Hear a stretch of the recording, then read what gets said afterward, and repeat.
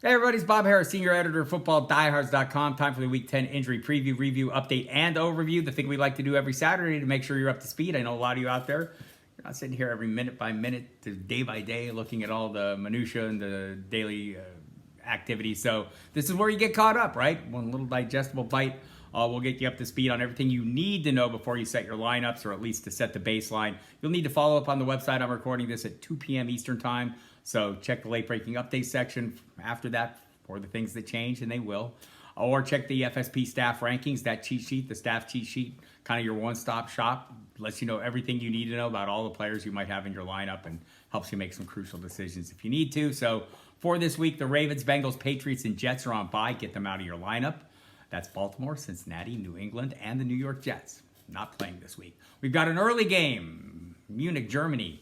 The Buccaneers are the home team there, hosting the Seattle Seahawks. Marquise Goodwin listed as questionable for the Seahawks. Seems like he'll play. Remember, it's a 9:30 a.m. kickoff, so it's an 8 a.m. inactive announcement. So if this matters to you, get up, check it out. We'll have it on the website then. Russell Gage on the other side of the ball has been ruled out, did not make the trip to Germany. Everyone else is off the injury report. Mike Evans had a little issue early in the week. He's fine. Julio Jones off the injury report. Cameron Brate, tight ends, missed a couple games. He's off the injury report. So Kate Otten seems to be the lead piece there right now, but Brate is back in the mix. The early afternoon window, the big news of the week, Josh Allen. Well, not the big news. The Indianapolis Colts are the big news. New coach, new offensive coordinator. We'll see what's going on there. We'll talk about that in the afternoon window. Josh Allen, listed as questionable with an elbow injury. The ulnar collateral nerve there is ligament is a bit of an issue. We'll see if he plays. Very limited in practice this week. Maybe was on the field Friday. They're being very secretive about it. Case Keenum standing by. Keenum has a lot of experience as a starter. Has experience working with Stephon Diggs in their time together in Minnesota. Remember the Minneapolis Miracle? That was them. So, so it's not like they'll totally bereft the talent, but Josh Allen, obviously a big deal, and you'll need to check in the 90 minutes leading up to kickoff to see if he's going to be available or not. If he's available, will he be able to make all the throws? Or it's going to be a little bit of a mystery. The Houston Texans and Minnesota, everybody's good to go. Houston Texans are in New York to take on the Giants. Brandon Cooks and Nico Collins listed as questionable. Both of them practice on a limited basis. Nico Collins seems likely to play this week. Brandon Cooks does too. Hard to say if his wrist is a bigger issue than his feelings. He wanted to get traded last week. He wasn't. That's kind of why he didn't play last week. He left the team for a little bit and didn't get enough practice time in on a short week. This week he's been out there, didn't practice Wednesday, kind of watched from the sidelines, limited Thursday and Friday. The bigger news, Dameon Pierce, the rookie running back who's going great guns, had chest and shoulder issues that limited him Wednesday and Thursday. He practiced fully Friday, removed from the injury report, so he's good to go in a great matchup. Also, Saquon Barkley on the other side of the ball has a great matchup, right? The Texans have been laying down last 3 weeks. What do we got? 455 rushing yards combined between Derrick Henry, Josh Jacobs, and Miles Sanders. I want to say 6 touchdowns. So they've been very generous as well for Saquon Barkley. Kenny Golladay is listed as questionable in this game. People might come back. Don't think you need to force him into your lineups, but if he can develop into at least a contributing factor, something they need at wide receiver, it would be helpful to Daniel Jones and the rest of the offense. Still no Daniel Bellinger, the rookie tight end, is back with the team after having surgery on his eye. Broke the orbital bone a couple weeks ago in Jacksonville. Not going to play. The Miami Dolphins are hosting the Cleveland Browns in what should be a big shootout game. Lots of nice pieces there on the Miami side of the football. Tua Tagovailoa, Tyreek Hill, Jalen Waddle putting up huge performances every single week. Teddy Bridgewater, the backup quarterback, was added to the injury report. It's questionable. There are some other pieces. Durham Smythe, also questionable. Nobody's playing him in fantasy, but you can check the injury report if you want to dig that deep. For the Cleveland Browns, no David Njoku. Harrison Bryant gets to start without him. Last game, Harrison Bryant wasn't targeted. Unusual for the Browns not targeting tight end. So not sure if I want to, double down on that this week. But no David Njoku. And what has a nice over-under here, I think 48.5 or 49.5, depending on your choice of wagering sites. So should be plenty of scoring here. Ryan Tannehill, the Tennessee Titans hosting the Denver Broncos. Tannehill, questionable, a game-time decision. He's missed the last 2 games with his ankle injury. Seems more likely to play this week. Look, Titans aren't going to be a pass-heavy team, right? They're going to be a run-heavy team.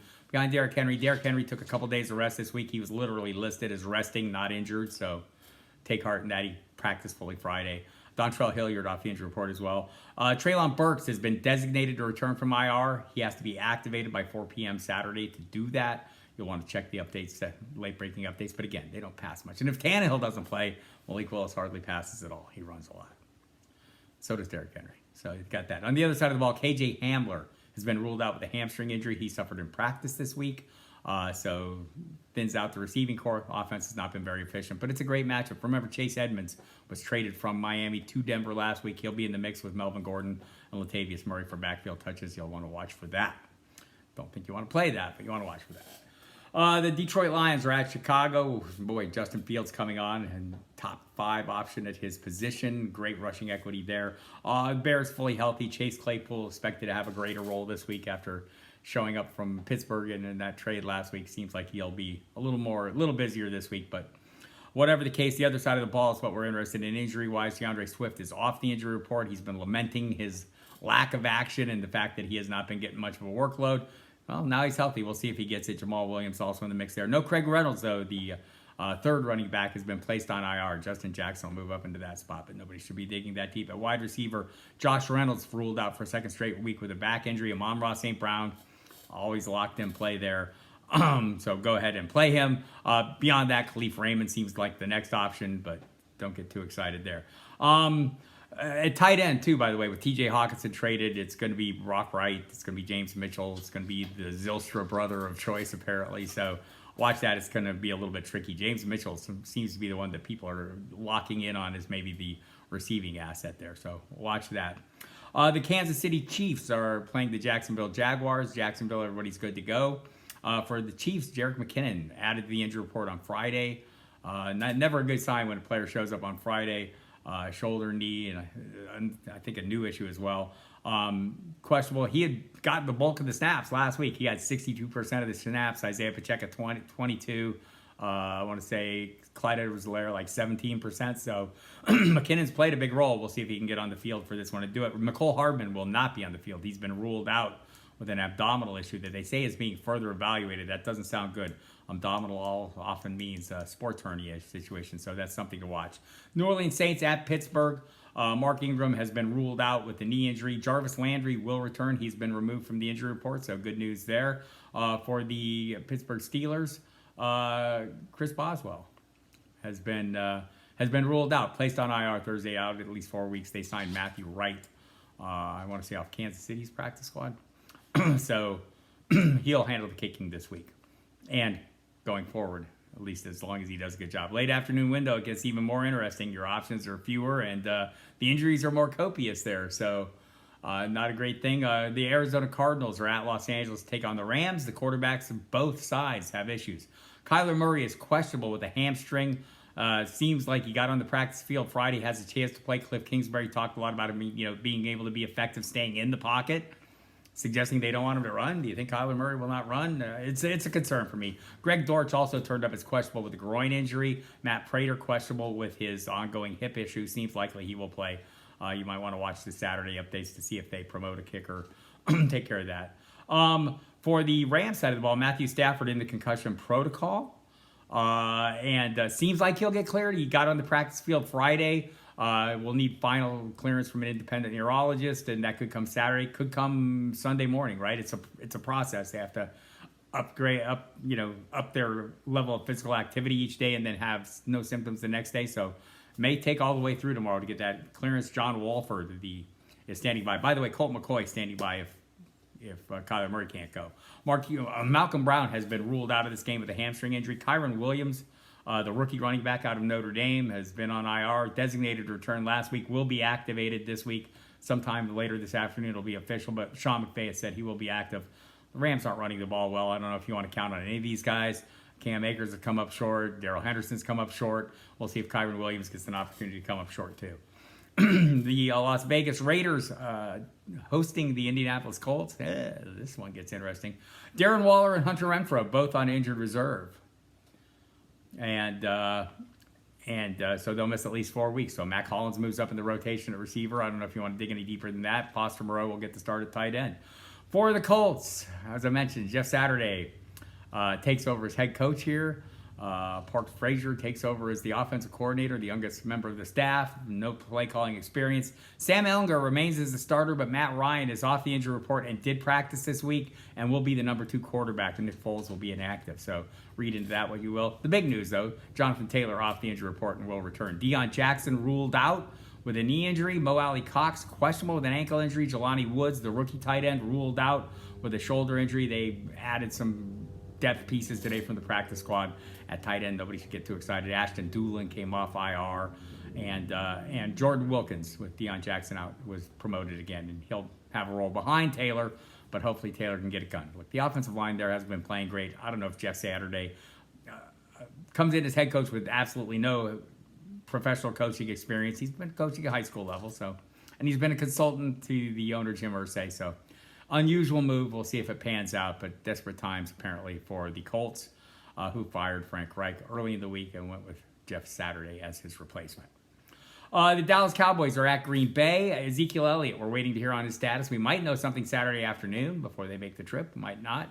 Listed as questionable anyway with a knee issue. He's been limited all week. Jerry Jones seems to think he'll be ready to go. Tony Pollard standing by. Probably see plenty of Tony Pollard either way, but we'll have to be watching on Elliott. For the Packers, almost everyone came off the injury report. It was pretty good news for them. Aaron Rodgers off, Aaron Jones off the injury report, had an ankle issue. Alan Lazard with the shoulder, Christian Watson, Sammy Watkins, all a little beat up early in the week. All of them ready to go and play. Romeo Doubs, the rookie wide receiver, will not play. He's been ruled out with his ankle injury. Should miss 4 to 6 weeks. Amari Rodgers injured a quad in practice, a little bit down the depth chart. No big whoop there. So there we have it. That's the late afternoon window. Sunday night, big game Sunday night. The Los Angeles Chargers at San Francisco. No Keenan Allen, no Mike Williams. Ruled out once again. So Josh Palmer moves up. DeAndre Carter moves up. Bundy, if you want to dig that deep, Michael Bundy behind him. Gerald Everett becomes a good play. Austin Eckler will be a big play. But I think Josh Palmer and DeAndre Carter is deep down as you want to dig on that receiving core. Cameron Dicker will handle the kicking as well. So on the other side of the ball, everyone's back. There will have the full arsenal for the San Francisco 49ers. That includes Christian McCaffrey, Deebo Samuel, George Kittle, Brandon Ayuk, Jimmy Garoppolo in a good spot as well. So should be an interesting game to see how that offense going. Monday Night Football, Philadelphia Eagles, no major injuries on the offensive side of the ball. For the Commanders on the other side, Jahan Dotson will return. They've announced today he's not on the injury report after a 5-week absence with a hamstring. J.D. McKissick's been ruled out. So there you have it. Good luck this week. Let's get a win. We'll see you next week.